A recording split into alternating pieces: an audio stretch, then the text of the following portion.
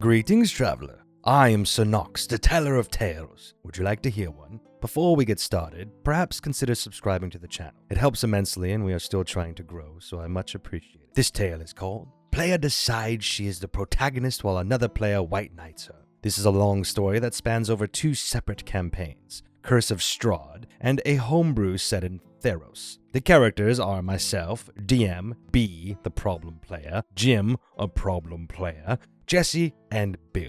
DM, Jesse, Bill, and I were already close friends and recruited B and Jim online through Facebook. I decided to play a Aasimar Paladin, Bill was a Hexblade Warlock human, Jesse was a Simic Hybrid Artificer, Jim a human sorcerer, and finally B, who decided on an Eladrin rogue. Session 0. The first session went fine, or so we thought. We headed into Barovia and fought some wolves to get a taste for combat. At this point, it is worth mentioning that DM instructed that we could make whatever kind of character we wanted.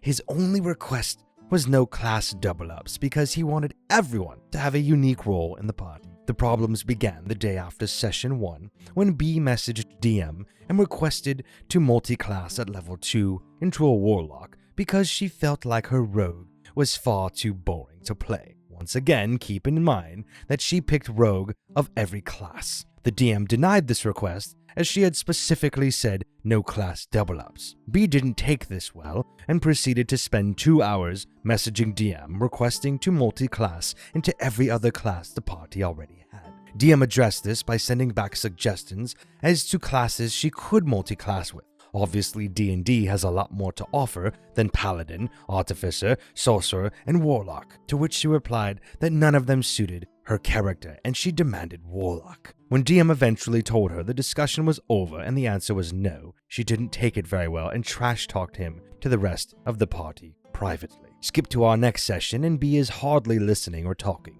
It's worth noting at this point, as I forgot to mention it earlier, that B and Jim were close friends beforehand. We are doing a mansion siege and the session is great, and then B starts squealing and being disruptive. It turns out that B was playing Ark on another tab. We were playing on Roll20 due to the pandemic, if I didn't mention that, and was dying in the game. Apparently, she had decided that if DM wouldn't listen to her, then she didn't have to listen to the game at all. During this same session, DM had something awesome planned for Jim's sorcerer. If you've played COS, you know how cool that magic broom is. But every time DM tried to introduce that item to Jim, he would rule lawyer and claim that DM was picking on him. DM had the plan for the sorcerer to be attacked and the flying broom to rescue him, and that DM needs to learn the rules of the game. While this was happening, B had stopped playing Ark at the request of a frustrated party and was now seriously metagaming by calculating the amount of hit points enemies seemed to have and announcing it to the party. When the DM, who ignored her at first, simply adjusted the enemy's hit points so that B couldn't metagame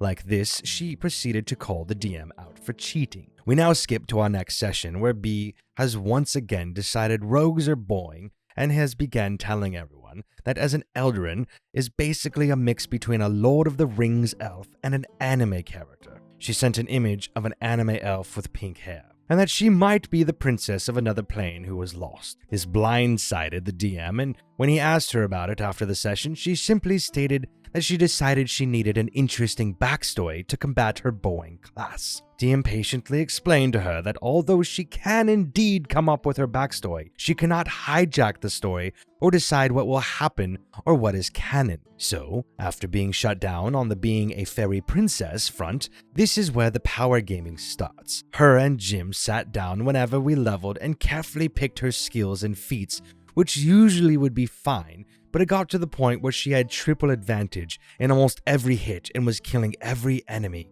in an encounter herself without anyone else in the party getting a turn. It got to the point where the DM had to specially design encounters so she couldn't beat it all alone. While this was happening, she was bragging that she was finally interesting. This is about where B decided she was the protagonist of the story. The DM would direct us where the story needed, but B's rogue decided that she wanted to run off and follow her own story that she made up. For example, in COS, when the hags are making pies out of the children from Barovia Village, the module clearly states that the children are coming from Barovia Village and were sold by their parents. B decided that obviously the children were coming from the orphanage in Valaki, where the saved children are taken. B went to the orphanage 3 times to check it out, and when eventually the plot had to move forward, she announced, "I'm going back to the orphanage to save the children." At this point, DM sighed and replied, "Look, I'll be honest, there is nothing at the orphanage, B. No story, and you've been there 3 times. The party wants to move on." B didn't take this well and insisted that she should be allowed to go to the orphanage and be allowed to follow her own story in order to become a hero, which will lead to her character finding out where she came from and that she is Eladrin royalty. Yes, back on this, DM shut her down. Hijacking the story is not where B trying to be the protagonist ends though. Whenever another player tries to speak, let alone roleplay, and I mean whenever, B would speak over them and tell them that her idea was much better. Even conversations that she shouldn't have been present for or hear, her character would suddenly appear and have the most important opinion. DM would call her out for metagaming because she didn't even know these conversations were taking place, and she would just sulk and then open a game as if to push the party with her distraction. At this point, we had a problem and DM contacted B to talk about the issues. This led to Jim white knighting B and accusing DM of playing favorites and picking on B. B didn't even respond to DM's message. Jim just replied instead and had a go at DM. This all came to a head one session where we had a small dungeon before a boss fight. B ran ahead of the party into the dungeon and attacked the enemies alone. Obviously, this didn't go well, and when the party got her, B's character was unconscious. My paladin used lay on hands to revive B's rogue, but she only had 5 HP. At this point, the DM asks everyone what they want to do, to which B replies, "I'll take a short rest." DM stops and slowly says, "No, you don't." B responds, "Yes, I do. I sit down and take a short rest." DM sighs. "No, B, a short rest is 100 turns. You're in the middle of a dungeon and the boss is right there." B groans. "Fine. I'll go and sit in the corner and do nothing." DM is upset at this point and says, "So you'll watch your party fight this boss and do nothing?" B replies, "Yes, it's your fault." DM ended the session there and instructed the party that the boss fight would be next week now. DM once again contacts B and simply asks, "What the crap happened tonight?" Once again, Jim replies instead and says that B feels bullied and targeted by DM and is bored with the campaign.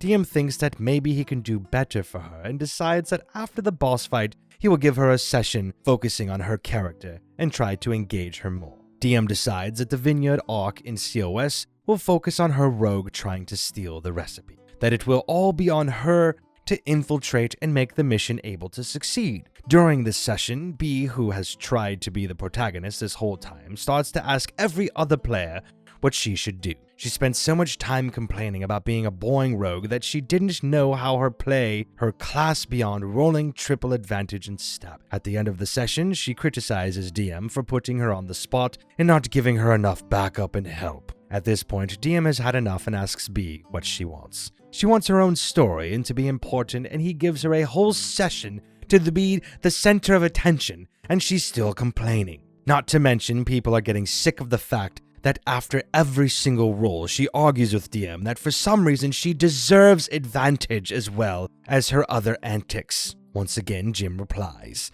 He goes insane at DM and basically tells him that he's a bad DM and they leave the party and the game. DM was finally done with them and we were free, or so we thought. It's worth mentioning quickly that B and Jim didn't get kicked from the group beforehand because Bill played video games with them, and whenever DM, myself and Jesse wanted to kick them, Bill would always smooth things over. All is well for months until Bill starts his Theros campaign and invites Jim and B. Once again, they play video games together and Bill seems to like them for some strange reason. Sadly, his campaign, his choice in players. Straight away, and Theros B is talking over everyone to the point where myself and the DM of our Curse of Strahd campaign, who is also a player, were literally silent for a whole session. It's easy to blame Bill's DMing here, but it was his first time as DM and he's very quiet and has trouble standing up to B and Jim. The next week, my character finally got a word in over B, and she screamed over me what my character should do, which I ignored. She then proceeded to DM me on Discord and demand that I do as she says. Bill contacted our previous COS DM that night and said that he was concerned that B and Jim were taking over and no one else got a turn, and asked for advice. The next week, B's Theros character basically tried to blackmail the whole party into ignoring the whole story and going to do her personal story instead. When Bill, as DM, shut this down, she told him she would just go there anyway. Bill was baffled as he didn't really understand how much trouble she caused COS DM from a DM perspective. The next week, COS DM, myself, and Jesse, who also joined the new campaign, asked if we could move the session as we all had to work that day. She asked Bill if he could write, run, and have everything ready for an original one-shot for her, Jim, and the rest of the group by the next session, which was tomorrow. Bill awkwardly declined, and we thought that was that. However, Bill messaged COSDM and explained that B had messaged him and requested that COSDM, myself, and Jesse could be kicked from the campaign because if we have to keep canceling for work, it happened once. We shouldn't be allowed to ruin it for everyone else. Bill declined and explained that this campaign was to play with all of us and that she's pretty selfish. So far, this is where the story is at. Holy crap. That sounds like an absolute awful person to play with. Maybe in other games she's fine, but in this game she is an absolute chaotic nuisance. I don't know why you continue to play with her. I don't know why you continue to allow this. If I was you, I would just simply step away from the campaign and refuse to play with them until she is no longer in the picture. I understand they are friends, but everyone seems to understand that she's a problem, except for Jim, because he probably wants to be with her, and she probably friends with him. So, I would say that you should just walk away. I know it might be tough, but clearly this would be an absolute terrible experience. And maybe, that's how the point's going to get across. I'm not sure, but it sounds like B and Jim are a problem. B in particular. So, if I was you, I would simply just leave the campaign until she is no longer allowed to play. Well, that concludes our tale for today. Hopefully you enjoyed. If you did, please consider liking the video and subscribing to the channel, as that helps immensely. If you'd like to hear more tales, come back and I shall tell you some. If you'd like to hear some more right now, perhaps watch another video. There's a few off to the side.